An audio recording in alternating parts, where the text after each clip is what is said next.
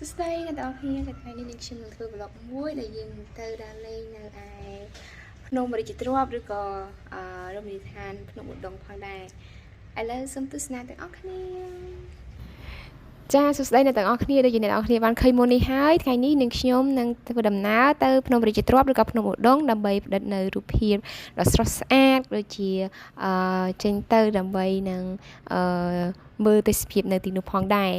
ហើយគោលបំណងយើងថ្ងៃនេះគឺយើងទៅចង់ទៅទិញអីញ៉ាំយើងឃើញវីដេអូកន្លងមកហើយឃើញមានអ្នកដែលគាត់ទៅ review អាហារនៅទីនោះច្រើនអញ្ចឹងថ្ងៃនេះគឺយើងក៏ចង់ទៅទីនោះផងដែរចាឥឡូវយើងធ្វើដំណើរតាមដងផ្លូវហាណូយហើយយើងក៏មកដល់បណ្ដោយផ្លូវជាតិលេខ5ចាឥឡូវនេះយើងមកដល់បណ្ដោយផ្លូវជាតិលេខ5ហើយអ្នកទាំងអស់គ្នាអាចមើលបានហើយចម្ងាយដែលយើងជិះពី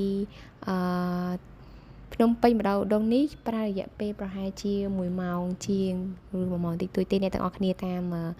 ការដែលអ្នកទាំងអស់គ្នាជិះដែរចាឥឡូវយើងមកដល់ចិត្តមកដល់គោលដៅរបស់យើងហើយចាអ្នកទាំងអស់គ្នាអាចមើលបានតាមដងផ្លូវដូចជាទេសភាពនៅបណ្ដោយផ្លូវជាតិលេខ5នេះគឺមានបឹងមានវាលស្រែក៏ដូចជាកន្លែងអូអ្នកនរគ្នាកន្លែងនេះគឺគេដាក់ថារាជធានីលង្វែកអ្នកនរគ្នានៅខាងស្ដាំដៃនេះហើយពួកខ្ញុំក៏ចូលនៅទីនេះដែរបន្ទាប់ពីពួកខ្ញុំចេញពីភ្នំឧដុង្គឬក៏ភ្នំរាជទ្រព្យហ្នឹងពួកខ្ញុំនឹងត្រឡប់មករាជធានីលង្វែកចាអញ្ចឹងយើងជិះហួសរាជធានីលង្វែកតែបន្តិចទេអ្នកទាំងអស់គ្នាក៏យើងមកដល់កន្លែងដែលត្រូវបត់ទៅភ្នំឧដុង្គហ្នឹងហើយគឺយើងបត់ឆ្វេងចាយើងចុះពីផ្លូវជាតិលេខ5ទៅគឺយើងបត់ឆ្វេងចាអ្នកទាំងអស់គ្នាឃើញហើយតែអញ្ចឹងគឺយើងជិះពីហ្នឹងទៅប្រហែលជា3ឬ4គីឡូទៀតទើបយើងទៅដល់ភ្នំឧដុង្គឬក៏ភ្នំរាជទ្រព្យនេះចាអ្នកទាំងអស់ឃើញអញ្ចឹងចាតាមដងផ្លូវទៅភ្នំឧដុង្គនៅសងខាងគេរៀបចំរចនាសម្ព័ន្ធផ្លូវឡើងវិញចាអ្នកនរគ្នាបានឃើញហើយចាគេកំពុងតែរៀបចំកាយលូដាក់លូអីអញ្ចឹងទៅចាឥឡូវយើងជិតមកដល់ក្នុងឧដុង្គហើយអ្នកនរគ្នាអាចមើលនៅខាងស្ដាំដៃនេះគឺយើងមើល view ទៅគឺពិតជាស្រស់ស្អាតចាមានបឹងមានស្រះទឹកហើយមកដល់នេះយើងទៅជាអ្នកនរគ្នាចាឥឡូវយើងឃើញហើយកំពូលភ្នំឧដុង្គ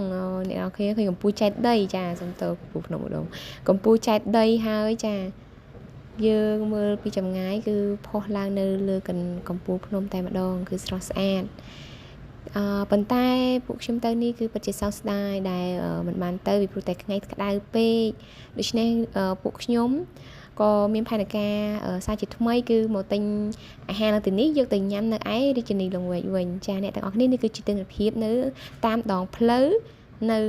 ចង្កេះភ្នំឧដុង្គនេះចាអ្នកទាំងអស់គ្នាឃើញហើយអ្នកទាំងអស់គ្នាដែលបានទៅគាត់ជាឃើញថានៅទីនោះមានរបស់លក់ជាច្រើនឬជាសម្ភារៈកាបូបសម្លៀកបំពាក់ដែលយើងឃើញគាត់ដាក់តាំងហ្នឹងគឺពិតជាស្រស់ស្អាតមែនតែនចាហើយឥឡូវនេះខ្ញុំកំពុងតែចេញទៅដើម្បីរកមើលទិញរបស់ខ្លះៗដូចជាអាហារមួយចំនួនដើម្បីយើងយកទៅញ៉ាំនៅឯរាជធានីលង្វែកវិញដោយសារទីនោះស្រស់ស្អាតក៏ដូចជាមានកញ្ចុះមានអីសម្រាប់អង្គុយលេងហើយបើសិនជាពួកខ្ញុំនៅអង្គុយនៅទីនេះក៏មានដែរអ្នកនរគ្នានៅឧដុង្គនេះក៏មានកញ្ចុះមានកន្លែងអង្គុយដូចគ្នាក៏ប៉ុន្តែនាងខ្ញុំគិតថាបើសិនជានៅតែទីនេះទៅយើងបានតាមមកកន្លែងអញ្ចឹងទៅរាជធានីលង្វែកមួយទៀតដោយសារជិះកាត់មិញនេះគឺយើងឃើញរាជធានីលង្វែកអញ្ចឹងក៏សម្រេចចិត្តថាទិញអាហារពីទីនេះទៅញ៉ាំឯរាជធានីលង្វែកចាជាបន្តទៅនេះសូមអ្នកទាំងអស់គ្នាទស្សនាតាមដងផ្លូវក៏ដូចជាកន្លែងដែលនាងខ្ញុំបានថតទាំងអស់គ្នាចាមកដល់ហើយនេះអ្នកទាំងអស់គ្នាឃើញទេស្ទើរជាម្ហូបអាហាររបស់ខ្មែរយើងតែម្ដងចាពួកគាត់មានការច្នៃប្រឌិតក៏ដូចជាមានការតបតែងរចនាម្ហូបអាហារឲ្យមានសោភ័ណភាពគួរឲ្យចង់ញ៉ាំចាដូចជានំម៉ាកោខ្មែរនេះផងដែរគឺពិតជាឆ្ងាញ់មែនតែនហើយនាងខ្ញុំថ្ងៃដែលទៅទិញនេះគឺបានទិញដូចជាខ្មុំអាំងត្រីអាំងដូចជាប្រហុកអាំងអូយសត្វអាំងទាំងអស់អ្នកទាំងអស់គ្នាពីព្រោះថាតំណងពេកហើយ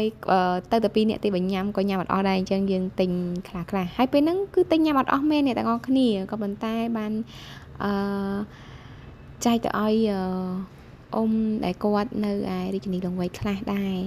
ចាឥឡូវនេះនាងខ្ញុំកំពុងតែដើររកមើលទិញចាមានកង្កែបអាំងមានអីចឹងប៉ុន្តែក៏សម្រាប់ចិត្តថាយកឃ្មុំអាំងមួយក៏ដូចជាត្រីអាំងក៏ដូចជាប្រហុកអីជាដើមដើម្បីទៅញ៉ាំនៅរាជធានីលង្វែកហើយម្ហូបអាហារនៅទីនេះពិតជាឆ្ងាញ់មែនអ្នកទាំងអស់គ្នាបើសិនជាអ្នកទាំងអស់គ្នាមាន